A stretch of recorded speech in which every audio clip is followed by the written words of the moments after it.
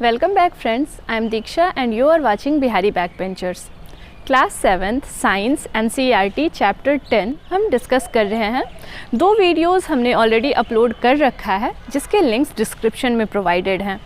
आज यह 3rd part है जिसमें हम ब्रीदिंग इन अदर ऑर्गेनिजम्स की बात करेंगे।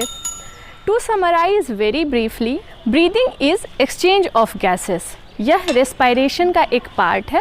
रेस्पायरेशन में जो फूड हमने कंज्यूम किया है उसका ब्रेकडाउन होता है एनर्जी के फॉर्म में, और इस ब्रेकडाउन के लिए उन गैसेस की ज़रूरत होती है जिसे हमने ब्रीदिंग के प्रोसेस में लिया था। ह्यूमन के केस में हमने ये भी देखा था कि लंग्स जो है वो लंग कैविटी में प्रेजेंट होता है और यह फैसिलिटेट करता है ब्रीदिंग को। बट सारे ऑर्गेनिजम्स में लंग्स प्रेजेंट नहीं होते हैं। ऑल्दो अपार्ट फ्रॉम ह्यूमंस बहुत सारे ऐसे ऑर्गेनिज्म हैं जिनमें लंग्स प्रेजेंट होते हैं। For example elephant, lions, cows, goats, frogs, lizards, snakes, birds. These all are the organisms that have lungs in their lung cavity apart from human beings. But सारे organism से तो ऐसा नहीं होता है। तो हम लोग 4 बातें करेंगे आज, 4 अलग अलग तरह के ऑर्गेनिज्म्स की बात करेंगे जिनमें लंग्स के ना होने के बावजूद भी जो ब्रीदिंग हो रहा है वह कैसे हो रहा है। शुरुआत करते हैं हम लोग डिस्कशन की इंसेक्ट से, पर्टिकुलरली कॉकरोच। जो कॉकरोच की बॉडी होती है उसमें टाइनी ओपनिंग्स होते हैं जिन्हें हम स्पाइरेकल्स कहते हैं।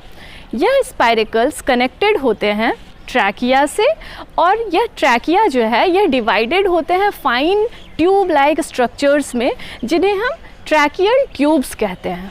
तो क्योंकि यह ओपनिंग है तो यहाँ से एक्सचेंज ऑफ गैस होना पॉसिबल है, और इस ओपनिंग का पर्पस भी यही है कि इन ओपनिंग्स के थ्रू, स्पाइरेकल्स के through, the air in environment rushes in. जो ऑक्सीजन रिच एयर होता है वह स्पाइरेकल्स के थ्रू रश इन करके ट्रैकिया में जाता है। ट्रैकिया से फाइनली यह ट्रैकियल ट्यूब्स के होते हुए बॉडी के डिफरेंट टिश्यूज़ के पास पहुंचता है और अल्टीमेटली सेल्स के पास पहुंचता है, और यहाँ पर सेल्स में सेल्यूलर रेस्पायरेशन हो जाता है। सेल्यूलर रेस्पायरेशन के दौरान वेस्ट प्रोडक्ट भी जनरेट होंगे, और जो रिमेनिंग गैस है कार्बन डाइऑक्साइड है जो यूजलेस है इंसेक्ट की बॉडी के लिए, that will be exhaled out through the same tracheal tubes, trachea and spiracles. So this is the system that facilitates breathing in case of insects. तो पहली बात हमारी यहाँ पे ख़त्म हुई। नेक्स्ट थिंग इज़ कुछ और ऑर्गेनिज्म्स होते हैं जैसे कि अर्थवॉर्म। इनका जो स्किन होता है वह उस स्किन का फीचर ही ऐसा होता है कि उस स्किन के थ्रू ही सिंपल डिफ्यूज़न के थ्रू गैस का एक्सचेंज हो जाता है। आपने अर्थवर्म की स्किन को अगर कभी क्लोजली ऑब्जर्व किया हो तो वह काफ़ी मॉइस्ट और स्लिपरी होता है। यह हेल्प करता है exchange of gases through their skin. Similarly frogs के पास ऑल्दो लंग्स तो होते हैं बट उनमें एक्सचेंज ऑफ गैसेस है वो हमेशा लंग्स के थ्रू ही ना हो करके कभी कभी स्किन की हेल्प से भी होते हैं। स्किन के हेल्प से सिंपल डिफ्यूज़न के थ्रू गैसेस एक्सचेंज हो जाते हैं, और इसलिए आपने नोटिस किया होगा कि जो फ्रॉग का स्किन है वह भी स्लीपरी होता है और काइंड ऑफ मॉइस्ट होता है to facilitate exchange of gases through the skin. Next thing is जो अंडर वाटर रहने वाले ऑर्गेनिजम्स हैं, एक्वेटिक एनिमल्स हैं, उनमें मोड ऑफ रेस्पायरेशन जो है वह थोड़ा सा अलग है टेरेस्ट्रियल ऑर्गेनिजम्स के कंपैरिजन में। पर्टिकुलरली फ़िश की बात करेंगे हम यहाँ पर।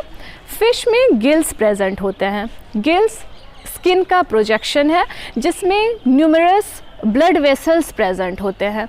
जब वाटर गिल्स के ऊपर से पास करता है, गिल्स को होते हुए पास करता है, जब फिशेस जो है वो अपने माउथ के थ्रू वाटर को इनटेक करते हैं और वह वाटर फाइनली गिल्स के होते हुए पास करता है।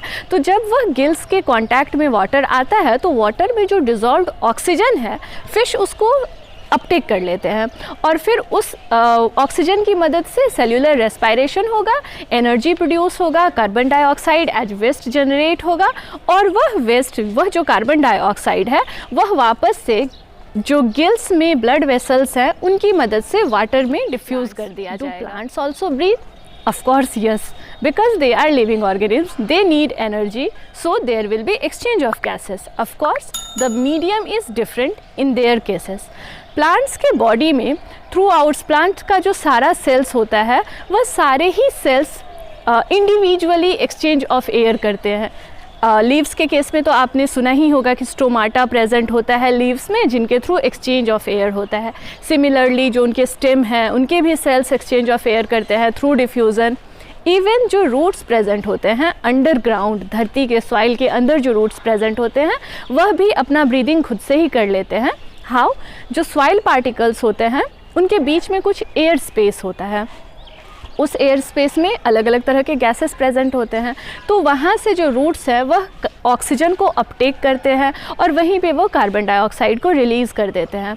इसलिए ऑल्दो प्लांट में वाटरिंग इम्पॉर्टेंट है, बट वाटर लॉगिंग उनके लिए फैटल प्रूव होता है. क्यों?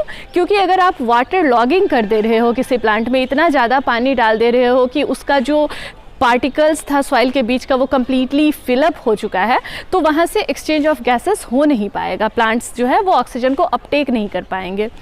सो this was all that we needed to discuss in this chapter. If you find it informative, kindly like and subscribe, and for more videos stay tuned. Thank you.